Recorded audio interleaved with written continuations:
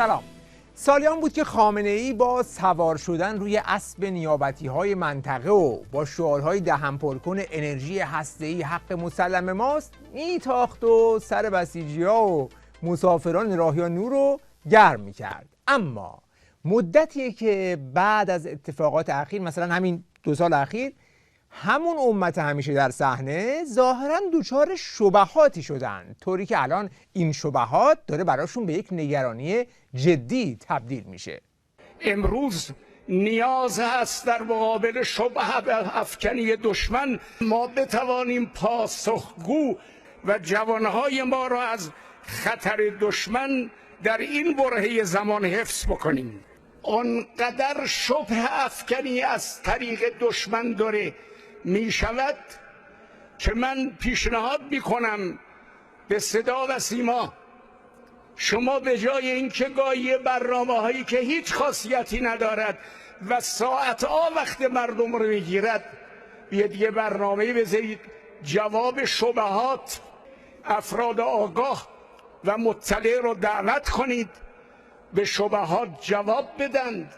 حالا سوالی که پیش میاد اینه که دشمن داره شبهه افکنی میکنه یا اینکه نه واقعا روی زمین یه اتفاقاتی افتاده که تو ذهن بسیجی‌ها نسبت به سیاست‌های نظام شک و تردید به وجود اومده. ولی آخه اون بسیجی که نگاه میکنه میگه کو فرازش، الان 2 ساله که فقط داریم نشیبش رو میبینیم حاجی. فضا طوریه که نظام افتاده توی سراشیب بدبختی‌ها، ترمزش هم بریده، نان استاپ داریم میتازیم. بابا یه توقفی بده ببین کجای کاریم. بعد اینجوری هم نیست که این شکست‌ها تو حوزه‌های جدا از هم باشه، یه رابطه دومینووار داره که شکست توی یکی بقیه شکست‌ها رو هم به دنبال داره. یه حسیه. مثلا برنامه گذاشتن که شبهات رو جواب بدن. آخه کو جواب؟ همین مرجع بسیجی هم که از خودشونه قانع نمیشه، چون میگه آخه تو هرچی هم که بگی بالاخره سر حزب الله رفته. حزب الله هم که زمینگیر شد پشت سرش بشار الاسد هم در رفت. سوریه که نباشه دیگه حزب الله رو هم نمیشه پشتیبانیش کرد. یعنی یه حال و کوپال منطقه نظام ریخته، این رو که با شعار دادن نمیشه پنهانش کرد. حالا که کار به اینجا رسیده، بعضی از بسیجی‌های روحیه باخته شروع این شیب بدبختی‌ها رو از زمان هلاکت قاسم سلیمانی میدونن و میگن تا اون موقع ما فکر میکردیم که قلدر منطقه ایم، از اونجا چون ما جواب درخور ندادیم دیگه داریم میخوریم پی در پی. خیلی ها معتقدن که ریشه این جنگ به سال 98 برمیگرده و تردیدهایی که ما بعد از ترور حاج قاسم داشتیم و یا اینطوری بگم کم زدن ما در عین الاسد باعث شد که برآورد آمریکایی‌ها و اسرائیلی‌ها نسبت به ما عوض بشه. آقا یه عمر فرمانده‌های سپاه یا باید بگم مروج این بودن که آقا اگر فلان بشود فلان میکنیم، اگر نمیدونم چی بشود دنیا رو با آتیش میکشونیم. اینو ندیدیم توی عین الاسد. بچهای حزب اللهی یک عمر 20 سال 30 سال اینو شنیده بودن از فرمانده‌های سپاه، از ائمه جمعه، از مروجین سیاسی حاکمیت که آقا اگر مثلا فلان کار انجام بدن ما نمیدونم منطقه رو با آتیش میکشیم، نمیدونم تنگه رو میبندیم، نمیدونم دریا رو فلان میکنیم، میزنیم پشمای همه بریزه. میدونم وقت خودش نرسیده. بالاخره ما باید همپای مردممون پیش بریم.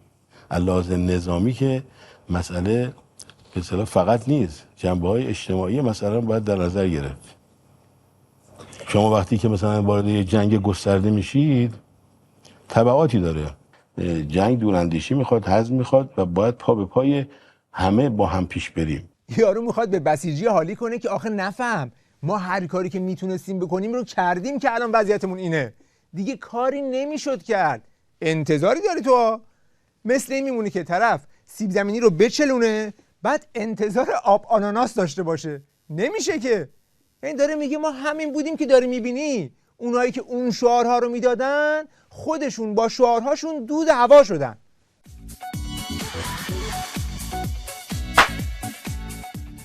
شبهه دیگه که باز این روزها خیلی شنیده میشه بر سر سیاست اتمی و غنیسازی نظامه که بعد از 2 دهه نه تنها به جایی نرسیده بلکه فقط هزینه و ضررش روی دستشون مونده. میخوام ببینم این غنیسازی اورانیوم دستاورد روی میزش برای ما چی بوده. من از هر کی میپرسم کسی نمیتونه من پاسخی بده. تصور بکنید هزینه‌ای که در واقع ایرانی برای غنیسازی اورانیوم داده عددش چقدره؟ این 2012 تا 2023 عدد 1.2 تریلیون دلار خسارت درآورد کرده. فقط خسارت. بعد ما بچه چیزی داریم اصرار میکنیم. ما 1.2 تریلیون دلار در یک دهه خسارت رو برای چه چیزی دادیم؟ چی به دست آوردیم؟ البرکه نیروگاهیه که الان فعال شده در توافق بین امارات و کره جنوبی به ارزش 20 تا 30 میلیارد دلار. ما با این عدد چند تا البرکه میتونستیم بسازیم؟ یه چیزی حدود 60. میتونستیم کل برق خاورمیانه رو اتمی ترقی بدیم. ما میتونستیم با این عدد چند تا نیروگاه خورشیدی داشته باشیم. اما اگر فرضمون بر این باشه که ما رفتیم سراغ این برای امنیت ملی، رفتیم برای که بازدارندگی ایجاد بکنیم، چقدر هم خوب. از این منظر ما 2 تا 4 تا اقتصادی بی‌معناست. هر چقدر که هزینه داشته باشه برای بقامون باید بابتش پرداخت. کو بازدارندگیش؟ آیا به دست اومد؟ آیا در واقع غنیسازی اورانیوم تونست مانع در واقع این بشه که تهدیدی متوجه ما نشه، یا این تهدید عملیاتی، یا ما رو بیشتر در معرض تهدید قرار داد؟ حالا این شبهه‌ایه که تو مجامع علمیشون داره مطرح میشه. خودش هم میگه من از هر کی میپرسم نمیتونه بهم پاسخی بده. اینجا دیگه بحث یه عملیات نیست که مثلا طرف بیاد بگه یه عملیاتمون ناموفق بوده. نه بابا، سیاست هسته‌ای سیاست رسمی نظام بوده. از کی؟ 2 دهه پیش تا الان این همه پول و سرمایه مملکت رو توش ریختن، ولی برای هیچ. حالا این همه شبهه رو بسیجی میریزه روی میز، بعد نگاه کنید اونی که قراره مثلا به این پاسخ بده به جای جواب چجوری ملق میزنه. اگه سوخت 20% بهم میدین طراحیمو با 20% میکنم، اگه 60% شد طراحی. دوراندیشی رو میبینی؟ بالاخره شما اگر بخوای ناو هواپیمابر بسازی سوختشو از کجا میخوای بیاری؟ بابا شما آخه مگه هواپیما دارید که الان خواب ناو هواپیمابر میبینید؟ بعد آخه کو هواپیما؟ برای هواپیمایی نداشته میخوای ناو بسازی، بعد برای ناو نداشته افتادی دنبال موتور و راکتور پیشران که اونم بعد از 30 سال هنوز یه نمونهش هم درست نشده.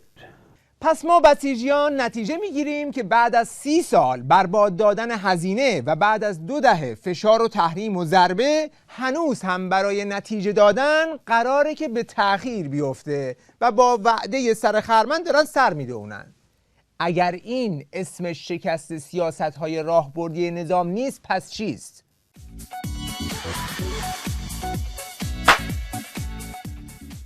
اما مشکل اصلی ولی فقیه اینه که بحث شبهات فقط به بدنه بسیج و سپاه محدود نمیشه، بلکه خیلی از اونهایی که یه زمان از ستونهای نظام بودن هم الان دارن تو خط شبهه افکنی کار میکنن.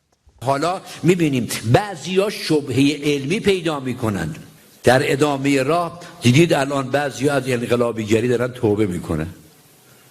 آدمای بزرگی هم بعضیشون هستن اما توبه میکنن.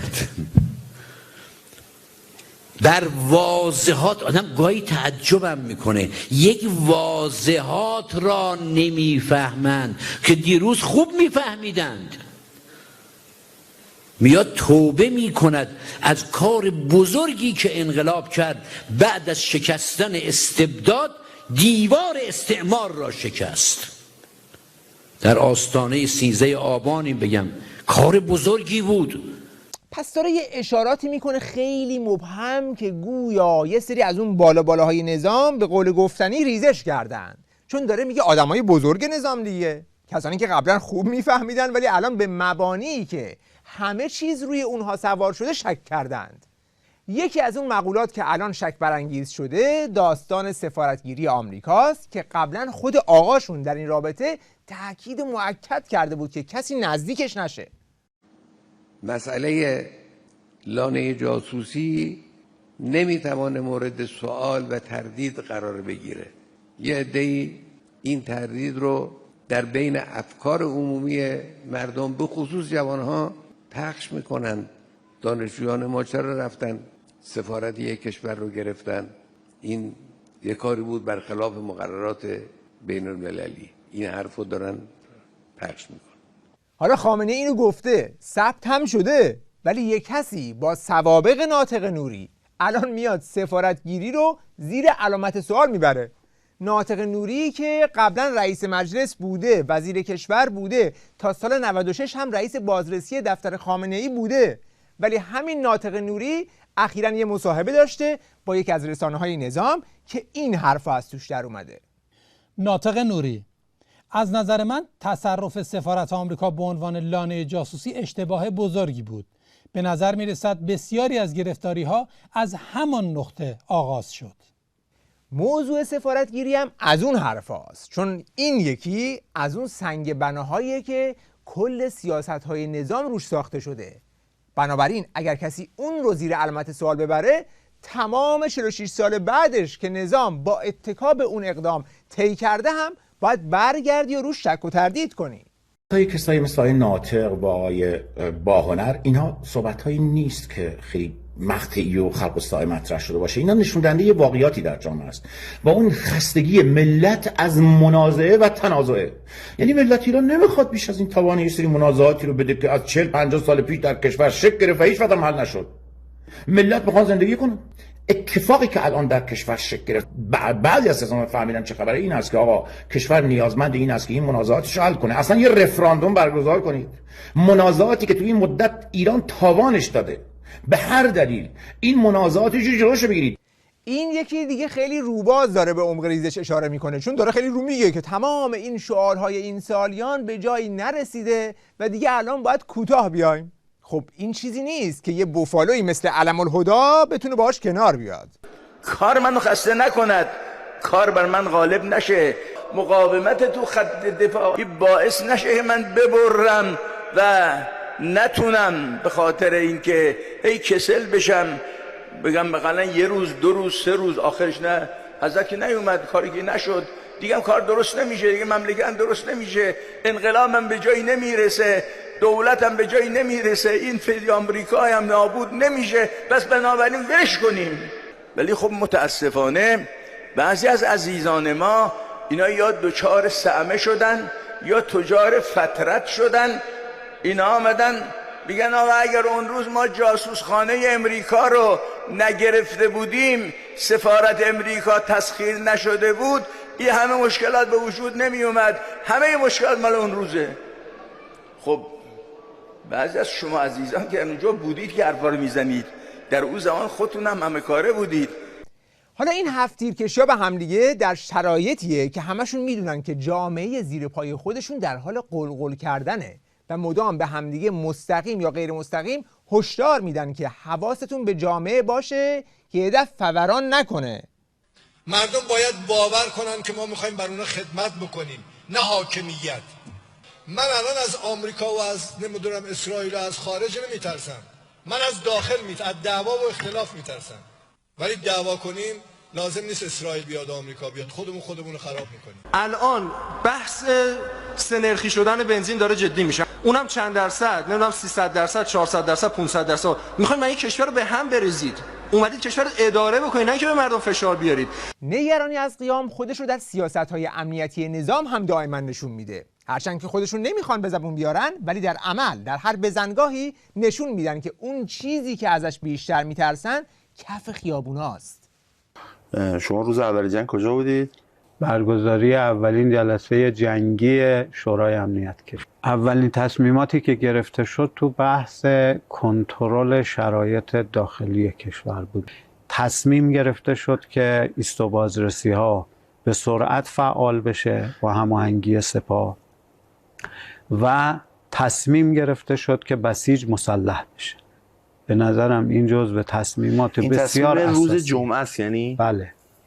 این جزو تصمیمات اولیه شورای امنیت کشوره که بسیج مسلح بشه و ایست و بازرسی ها فعال بشه. پس در یک کلام خودشون دارن اذعان میکنن که تهدید رو حتی در دوران جنگ باز هم از درون جامعه حس میکنند، وگرنه بسیجی با کلاشینکوف که نمیتونه کار پدافندی بکنه.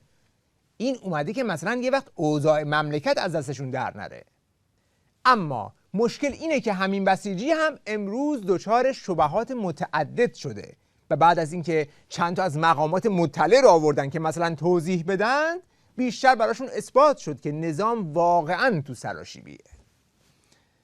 وقت بخیر و خدا نگهدار.